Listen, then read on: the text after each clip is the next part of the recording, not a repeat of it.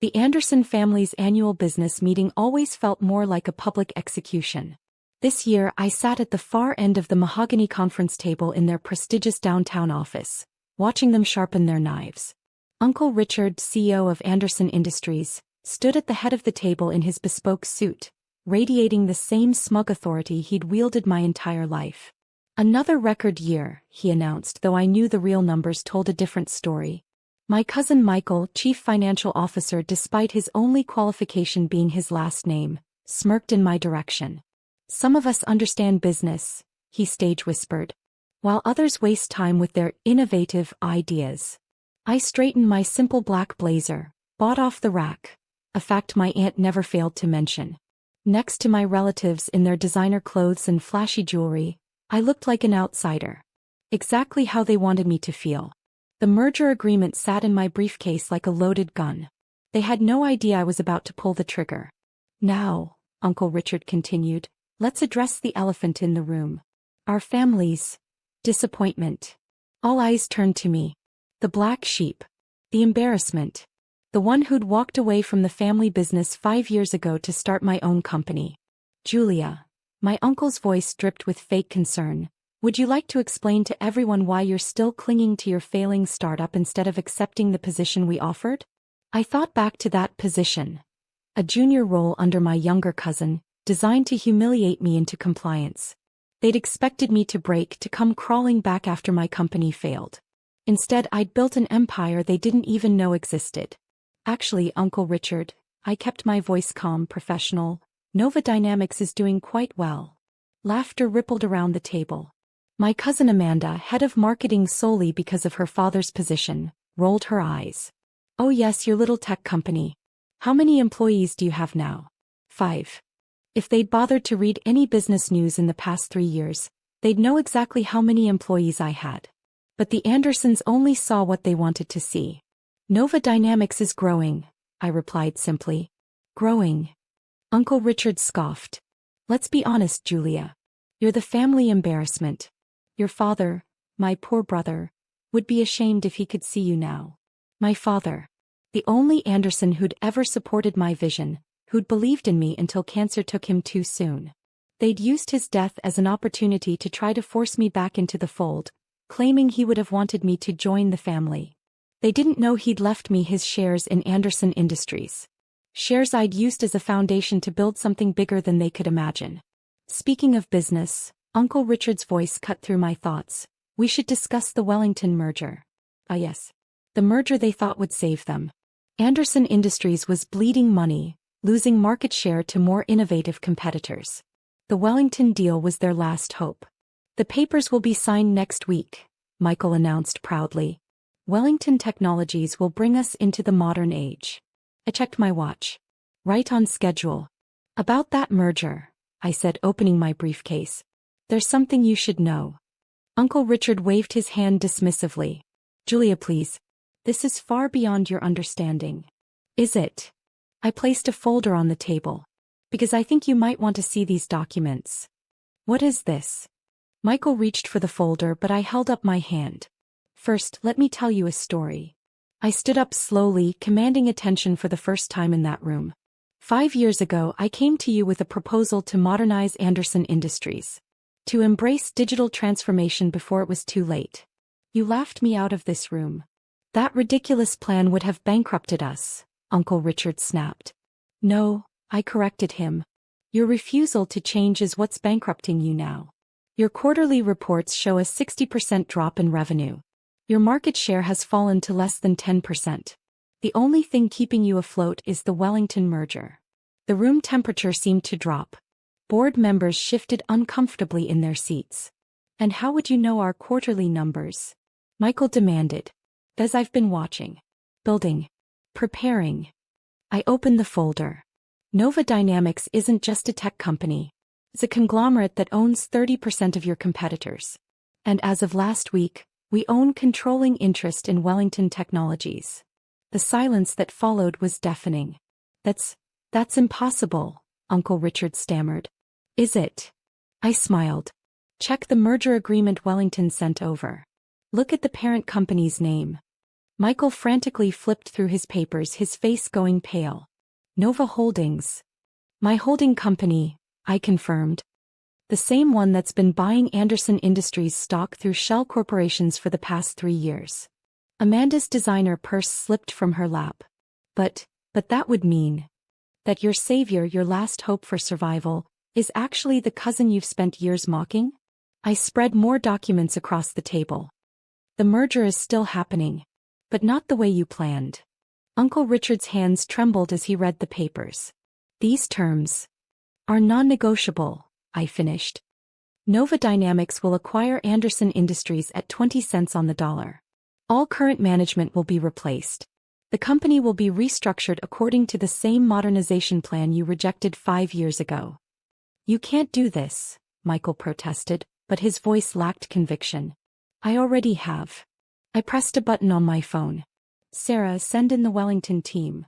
The conference room doors opened and 5 executives in sharp suits entered. The same team Anderson Industries had been negotiating with for months. I believe you know my colleagues, I said smoothly. Though they've been reporting to me, not to Wellington's board. Uncle Richard slumped in his chair, 30 years of arrogance finally failing him. Your father would be proud, I cut him off. He always said the future belongs to those brave enough to embrace it. You chose to cling to the past. Now you'll pay the price. The merger papers sat on the table like a judge's verdict.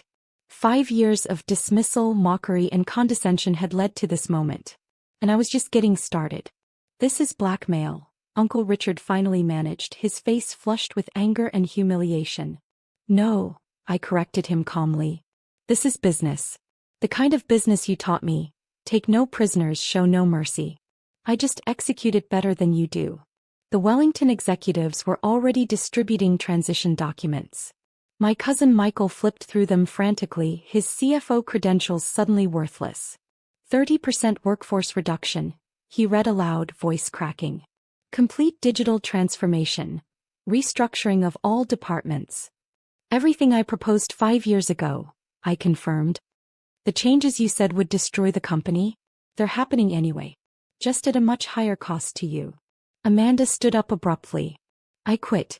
I won't work for you. Sit down, I said firmly. You don't have the luxury of quitting. Your trust fund, your lifestyle, your future, it all depends on Anderson Industries stock.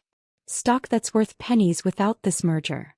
She sank back into her chair, mascara starting to run. The board will never approve this, Uncle Richard declared, but the tremor in his voice betrayed his uncertainty. The board already has. I nodded to Sarah, who opened the doors again. Bernard Wheeler, head of the board of directors, walked in with 3 other board members. The vote was unanimous, Richard. We're accepting Nova's offer. Uncle Richard's face went from red to white. You knew about this? We've known for months, Bernard confirmed. Ms. Anderson approached us with proof of management's incompetence and her plan to save the company. Unlike you, we chose to listen this time. I watched my family's perfect facade crumble. Years of arrogance, nepotism, and resistance to change had finally caught up with them. You have 2 choices, I announced, standing at the head of the table. Their table, now mine. Accept positions in the restructured company with significantly reduced roles and salaries, or leave with basic severance packages. Decide now. And if we fight this? Michael challenged weakly. I smiled. Then I released the audit reports showing how you've been cooking the books for the past 3 years. How many years in prison for financial fraud, cousin? He went pale. Uncle Richard stood up slowly, his shoulders sagging. You planned this. All of it. The Wellington deal, the stock purchases. No, I corrected him. I built something successful. Your company's failure and my ability to save it? That's just karma. Your father, he started, would be proud, I cut him off. He saw what you couldn't. That business isn't about maintaining power, it's about creating value. He taught me that before he died. We're still family, Amanda tried, her voice small. Family. I laughed. Was it family when you called me the embarrassment? When you mocked every idea I had? When you used my father's death to try to force me back under your control? Silence fell over the room. The new Anderson Industries launches next month, I continued. Those who want to stay can meet with HR tomorrow to discuss their revised positions. Those who don't, security will escort you out today. You can't just, Uncle Richard began. I can and I will. I pressed a button on my phone. Security, please come to the main conference room. As guards entered, I watched my family's empire crumble in real time. Amanda sobbing into her designer purse. Michael staring blankly at the audit reports that could send him to prison. Uncle Richard, shoulders slumped, 30 years of dominance evaporating. One more thing, I added as security approached. The Anderson name stays on the building. As a reminder that the future belongs to those who embrace it, not those who cling to the past. The transformation of Anderson Industries began immediately. We stripped away layers of nepotism and outdated practices. Some employees celebrated the changes. Others, particularly my relatives' old allies, resigned in protest. Surprisingly, Michael asked to stay. I want to learn, he said quietly during his HR meeting. Really learn, not just coast on the family name. Amanda left for a smaller firm but sent an email a month later. You were right. About everything. I'm sorry we didn't see it sooner. Uncle Richard held out longest, refusing to accept the new reality until the board forcibly removed him. But 6 months later I received a letter from him. I was wrong, he wrote. About business, about change, about you. Your father would indeed be proud. 1 year after the takeover, Anderson Industries had transformed into a digital powerhouse. Our stock price quadrupled. The same relatives who'd called me an embarrassment now bragged about their connection to the company. Yesterday, during the annual business meeting, held in our new high-tech conference room, I watched Michael present our digital transformation results. He'd learned, adapted, grown. Remember when we thought we knew everything about business? He asked later. Remember when you called me the family embarrassment? He had the grace to look ashamed. We were wrong. Yes, you were. I smiled. But you learned. That's what matters. Last week, a business magazine wanted to interview me about the Anderson Industries transformation. They asked why I bought the company instead of letting it fail. I showed them a photo from 5 years ago, my last day before leaving, when they'd laughed at my proposals. Sometimes success isn't about destroying the old guard, I told them. It's about teaching them a new way to march. The Anderson Industries logo still stands atop our building, but it means something different now.